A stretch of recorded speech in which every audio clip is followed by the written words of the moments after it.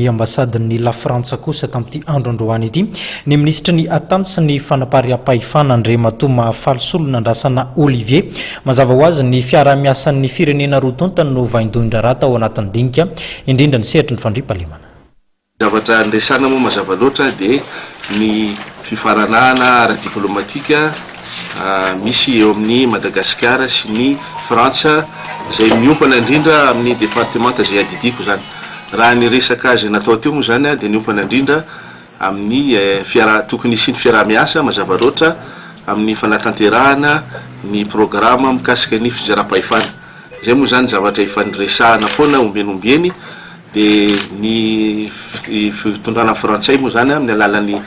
consulat général moa teo dia mbola nanatrantitra fa tena vonina izy ireo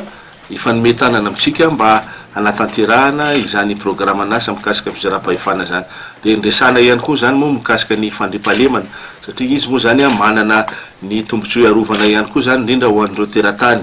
frantsay zay moa neto amintsika. Dia ndresana ihany koa zay zavatra zay io moa zany efa andresany filoham-pirenena foana dia miezaka ny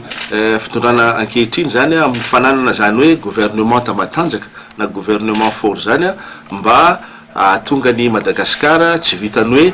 handry fahalemana fa izay fa ny vahiny ihany koa dia ho tonga hiasa ty amintsika zany hitondra ny volany ihany koa zany mba hampandrosoana ny Madagasikara. Zavatra zay zany no anisan'ny zavatra andresahana teo ihany koa.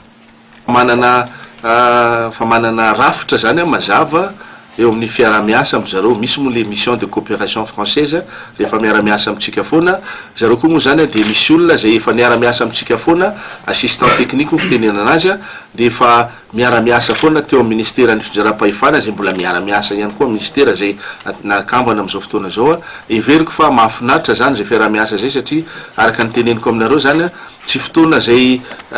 fanaovana programa nasa mpopoka tsony zao fa fotoana zay iengana amizay ary tena hirosona misy kokoa amizay fijeram-pahefana zay ary zay ny tena tanjona. Ka nidresaka moa zareo tamizay fotoana zay hoe